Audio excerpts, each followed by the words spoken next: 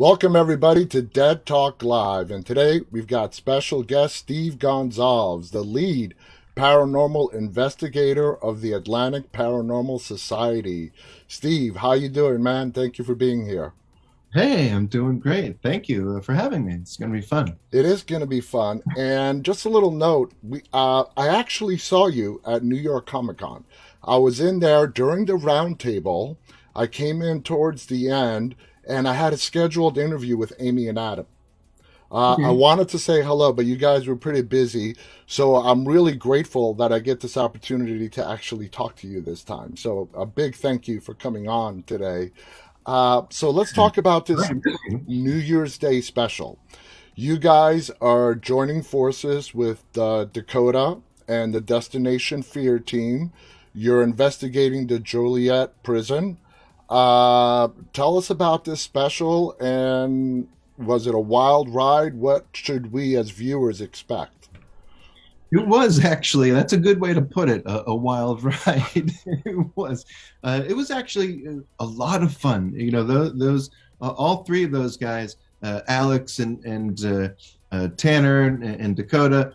Unfortunately, Chelsea wasn't there with us, but having those guys there, they really bring a whole different energy and sort of a different technique and style. Obviously, they're more let's see what we can do just to get an interaction, and hopefully that interaction is big enough to give us a bit of a fright, and that's a fun and great way to investigate.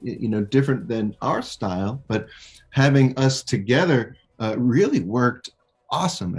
I feel like just the way that they were communicating and really trying to draw something out helped quite a bit. There was a time when Alex was asking for something to come closer to him, and sure enough, you can hear these boot footprint sounds, or not footprints, I guess, but like Yeah, running sounds, and you can hear the sound of like boots hitting the metal stairs, and it really quite scared him, And Dakota and I were chasing around what we think was most likely an inmate.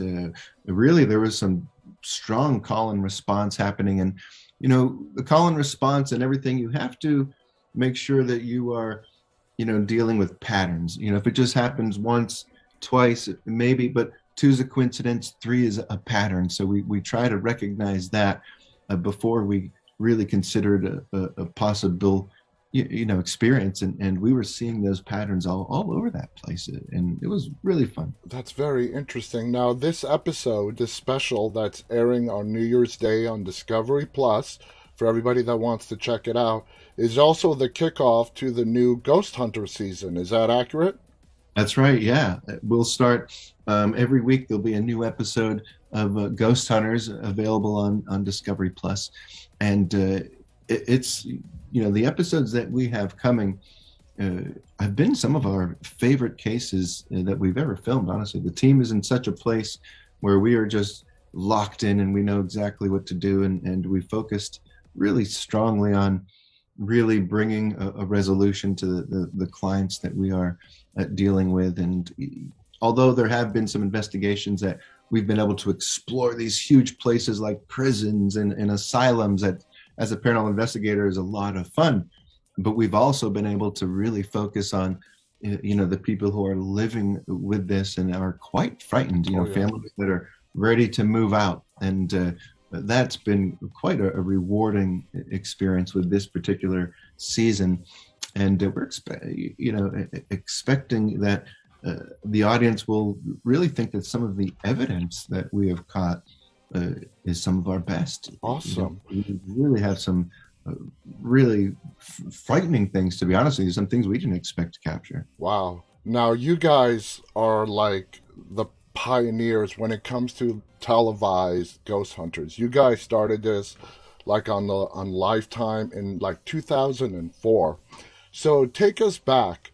How did you and Jason, who by the way, Jason Hawes was supposed to join us today, but due to a last minute scheduling change, he was not able to make it. He sends his regrets. Hopefully, we'll get Jason on at a later date, but we're really excited to have Steve here with us. So take us back to before you guys got on TV in 2004, how did you guys meet? Did you and Jason know each other? How did that work? Yeah, we had history together, obviously, but before the show, there are some people who think, that we were sort of put together for television, and maybe, that's a way that the show may have portrayed in the beginning, but that certainly isn't the case. We were a team long before, and I knew Jason for quite some time. For instance, John Zappis, who's somebody that we love and work with all the time. I met him when I was, I think, 14 years old or 15 years old for the first time. So we've all sort of known each other for a long time. But I worked lightly with Ed and Lorraine Warren for a little while on a few cases. And that's actually when I first met John Zaffis. And Jason had knew of my work just from, my own team that I had. And of course, I knew his work back then. It was called Rhode Island Paranormal. But we would just talk on emails and just phone calls and tell stories and talk back and forth. And then finally, we're like, we should probably start working together, and we were investigating together. And then Grant it came along, and back then the team was called Rhode Island Paranormal. Grant was a webmaster and said, you guys need a new website and a new team name. Like this is, Rich Rhode Island Paranormal is a little macabre. And so that's how Taps. that's when we became TAPS, right? The Atlantic Paranormal Society. And from there, that was the 90s. So we didn't, we were approached. We actually had a story that went out in the New York Times, and all of these production companies, because the team had already done Scariest Places on Earth that Jason worked pretty closely with, that show Fear on MTV. And so the team was already lecturing and doing things. And we had a particular case that was showcased in an article for New York Times. And from there, it went on through The Wire. That's just the service that goes everywhere. And then the next thing you know, you're on TV. What was it like getting approached and saying, hey, what do you guys feel about doing this in front of a camera? Well, when we were first approached, I remember we had a meeting, and we collectively decided to turn it down. We were approached by a few different production companies saying, we didn't even know people did this. This is real? Like, you guys have real jobs, but then as a hobby, you go do this? And we're like, yeah. They're like in the movies? And we're like, yeah, but real life. But back then, nobody wanted anybody to know that their house was haunted, Yeah. so we were like, we can't bring camera crews into these. We show up in unmarked cars and we park down the street. Like, people don't want people to know because they're looked at like the weirdo on the street Oh, back yeah. then. Oh, Anyway, yeah. now, you're kind of the cool person on the block if you have a haunted. You could sell tickets to your, to your house. But back then, nobody wanted. So that was a problem. And then we weren't TV guys. Jay and Grant were legitimately rotor plumbers. I was working as a police officer in the jewelry industry a little bit. And so it just wasn't for us. So we turned it down, I want to say, for maybe 2 or 3 years. Wow. Yeah. But then in 2003, Pilgrim Films, who makes the show Ghost Hunters, really said, listen, we'll let you just do your thing and we will just follow you. No, if it is a ghost, if it isn't, whatever. And we finally decided to do it. And that's how, that's how it happened. It's great that they let you do it your way and they didn't try to push anything on you. I think that's fantastic. And I think you guys made a great choice because obviously 2004, here we are in 2021, and you guys are still going strong. Now, what do you guys think of the pioneers, the Ed and Lorraine Warrens, the Hans Holzers, back in the days where there was no television shows that were documenting these. These were people with a true passion that wanted to go out, explore what was very taboo, what was not spoken about back then. If you believed you had a haunted house, you kept your mouth shut because you were afraid you would be sent to a lunatic asylum. You would be sent to a psychiatric ward. So looking back at those pioneers like the Warrens and the Hans Holzers, I'm sure you probably have the deepest of respect for what they did. Of course. Yeah. I was I was one of those people, and back then, people look back on Ed and Lorraine Warren as if, but when realistically, when we would go see them, there'd be, 20 or 30 people in a room. It wasn't as still the paranormal wasn't, what it is now. We were a bunch of just sort of tight knit community, and the Warrens were definitely the people we all sort of looked up to, and there were others, obviously. Hans Holzer, he was a little more of the storyteller Hmm. side of it.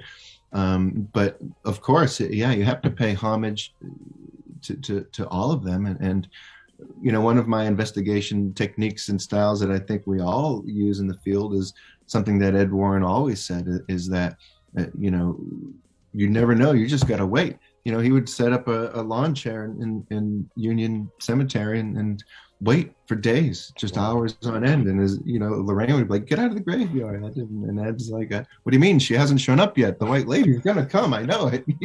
But finally, after months and months, he had some success.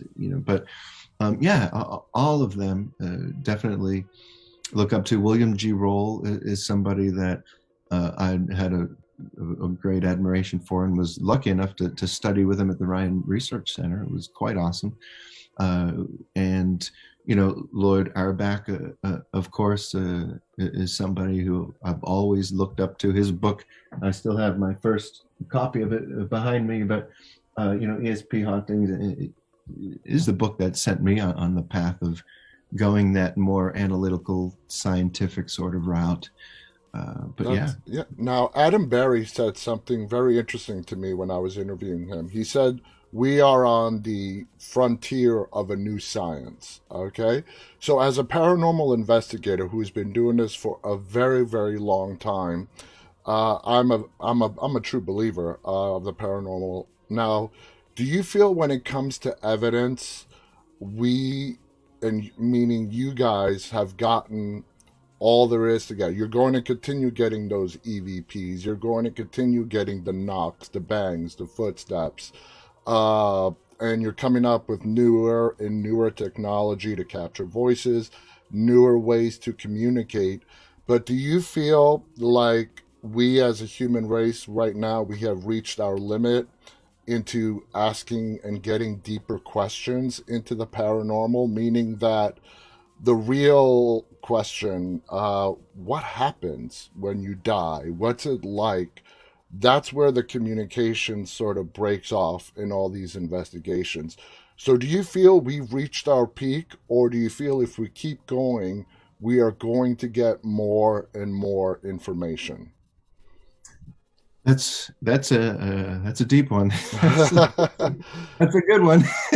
I think so. Honestly, I think if we keep the research strong and going, that we will uncover more. I think it's one of the reasons we're all still sort of doing this. Uh, Unfortunately, I think if anybody says that they do know what happens life after, that they may not know and perhaps just misinterpreting things, because I don't think anybody No. really knows, not yet. There's no definitive proof.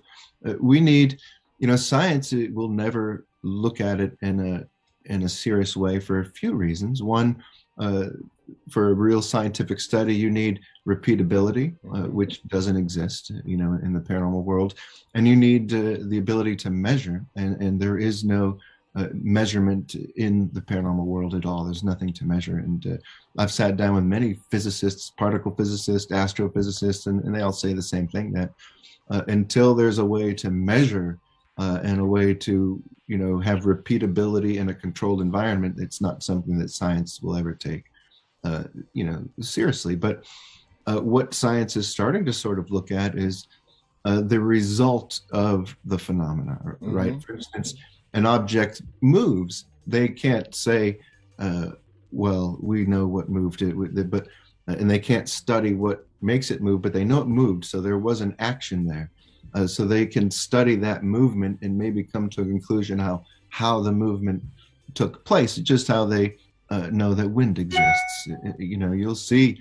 You can't see wind with your eyes. You can't. It's not anything that they can measure anything, but they can see its effect. They can see that the tree and the leaves are shaking. They know that it exists not through the wind itself and the air movement, but through the result of what it's doing. Have you spoken to any scientists that have acknowledged, hey, okay, this is poltergeist activity. This is unexplainable. I don't know why that dish flew out of the kitchen cupboard and landed 20 feet away. There's no. Have you met any scientists that are willing to at least admit, hey, I just don't know? Yeah, yeah. I have excuse me, I have talked to a few. Dr. Michael Dennin is one that I've spoken with who does scratch his head on a few of the things, but to him, he still thinks there is a natural cause to it, and the paranormal is natural. Yeah. It's something that because if we see it with our eyes and it happens in the physical world, then it has to obey the laws of science as we know it to exist here. Because Mm-hmm. since scientific, principles, practices have been put into place in the 1600s, anything proven by science has never and can never be disproved. So once that has all been established, we know that everything we've proved in terms of science up until this point uh, is to be fact. So if we're seeing these things with our eyes and hearing them with our ears, they have to obey our rules here. And if they don't, the only way to explain that is perhaps interdimensional, and that's in Exactly. science.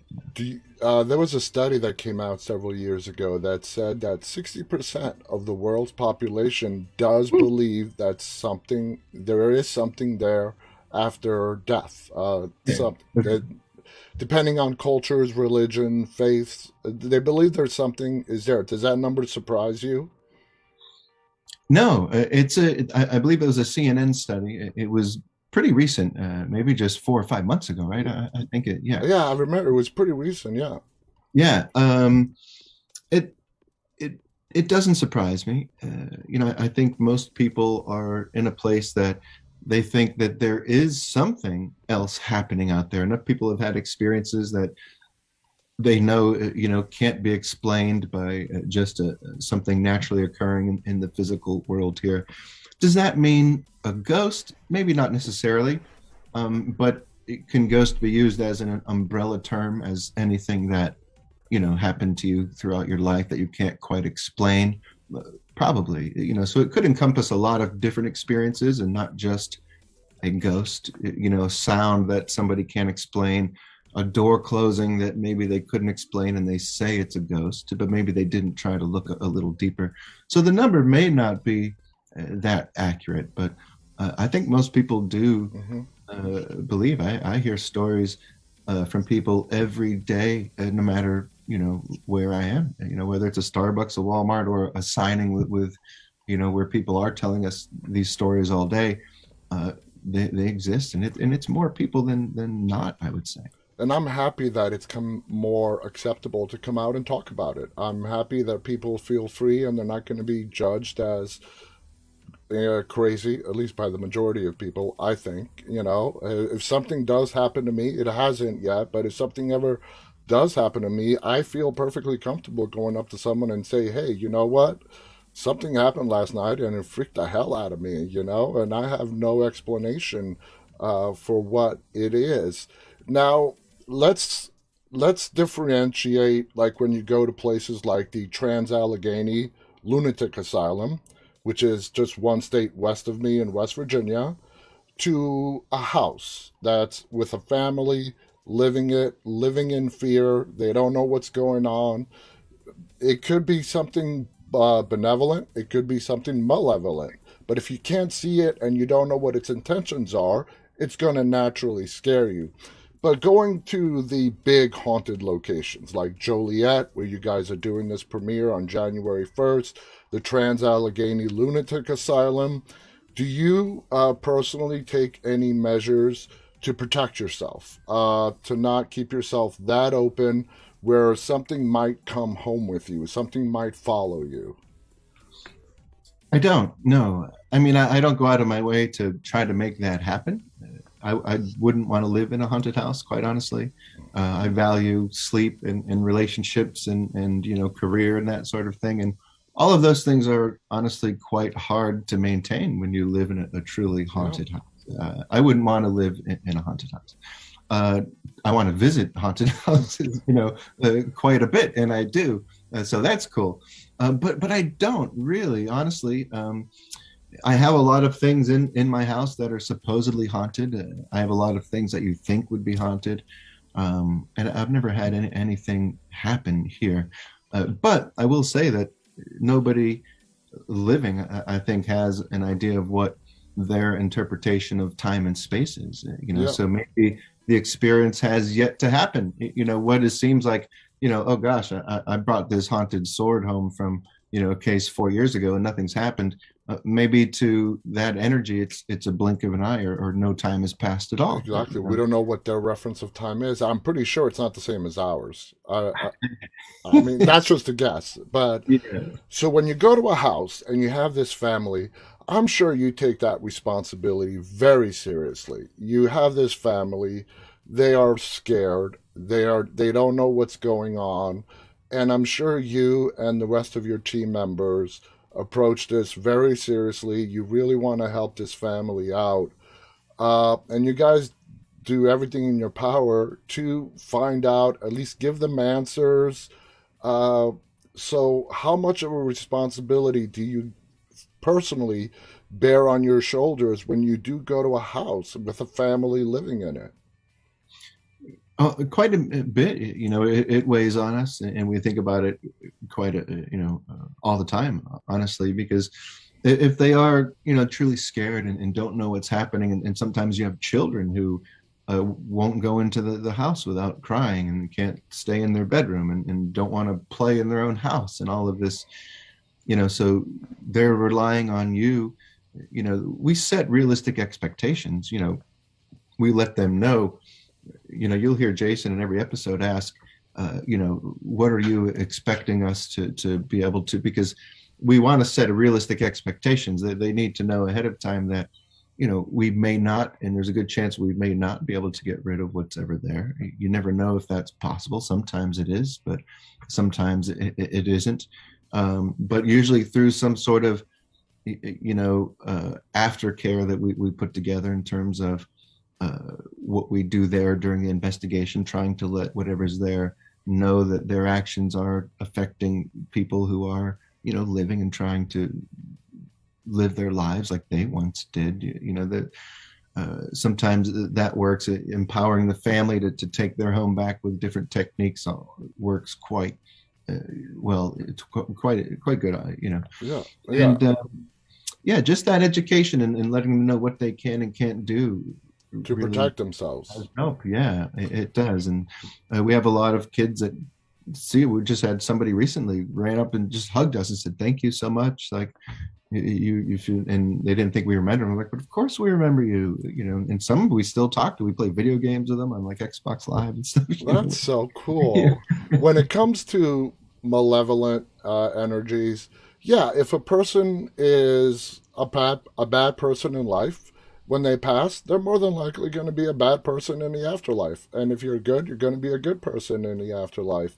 When it comes to entities that have never walked this earth in human form, okay, that's where people's faith and religion, Catholics call it demons, uh, the jinn. I mean, that just spans the globe, and depending on what your faith and religion is, do you believe that there are demonic entities that have never walked this earth, elementals that are just come from an unexplainable realm but have never been human? Do you personally believe in that, or do you believe that it's a spirit trying to use fear and calls itself a demon, mimics the acts of a demon, just to really scare the crap out of the living? That's something I think as a paranormal investigator, you ponder quite a bit. I think most investigators do. Uh, but I think there's a good mix of both out there, to be honest. Whether I would label it a demon, I'm not sure, because as you said, if they were quite a gruff person when they were alive, there's a good chance they still are when they're dead. Hmm. So they could be doing malevolent things. They could be doing things that could be interpreted as evil or malicious when it's really just some guy that would probably jump you outside of a bar when he Yeah, was alive. You know what I mean? So that could be at play a little bit, but also there does seem to be some things happening that are energy based that don't seem to fit what you would think of as a human sort of profile in terms of its behavior and whatnot. And it seems to be just energy based. Whether that, absolutely. right, whether that's a demon, um, I'm personally not sure. I Yeah. do happen to be Catholic, so I do put some faith there. But even then, does that mean there are demons here on the earth trying to do things? And I just don't know. Exactly. That's just one question that I don't know if we'll ever find the answer to. We're almost out of time. I do want to ask you about one last thing. In 2020, you produced a movie, the House, I believe it was called. Great documentary about a house that has been haunted for many years, and it's being used by several paranormal investigators who repeatedly visit it, use it as a sort of a learning tool, a mechanism to learn what's going on. And I thought it was great. You not only produced it, you made an appearance in the movie as well, came to view some of the occurrences. So, what was that experience like? And I would think you would have no issue with a house as long as the owners are cool with it, that allow paranormal investigators to come in. They know it's haunted and allow the paranormal investigation field to gain information from a known haunted house. How do you personally feel about that? I thought it was, I mean, crazy unique. Honestly, I had never heard of a house that was, given to paranormal investigators for literally 10 years. And at the Hmm. point that we filmed, almost 11 years at that point, and just said, find answers. I can't live here, but I don't want to sell the house because if I sell it, I'll never get the answers. So if it happens to me again, I'm going to be terrified in life no matter what. So she actually lives in Yeah. a different place and doesn't live in this Hmm. beautiful home. She'll visit it during the day every once in a while, but that's about it. And I just knowing that, and when I met Alice, just seeing how things worked, or not, but how things worked in that small town and how they sort of looked at her and perceived, and the stigma attached to her for what she's going through. I thought it was really unique and a pretty cool opportunity to tell a story about that. It's a great documentary. For anybody who wants to watch it, it's called The House. The Uh, house in between, the house in The between. House in Between. Check it out. It's a Thank great, you. great, great show. Movie. Produced by Steve Gonsalves here. Steve, thank you so much for coming on. I'm very much looking forward to the New Year's Day special with Thank you you. and the Destination Fear crew as well into Joliet. I have seen many previous shows of that place. It's creepy as hell. So Yeah. I'm have no doubt we're going to be taken on a wild ride. Any final thoughts you want to share before we go? Yeah, thank you everybody for following along on our adventures. It's really a great, humbling and just awesome experience to be able to share 'em with you. So thanks for coming along. Absolutely. A lot of Thank you fun. so much, Steve. Thank you to our audience who is watching this live and who will watch it later on. On behalf of Steve Gonsalves and myself, stay safe and stay walking. Goodbye, everybody. See you.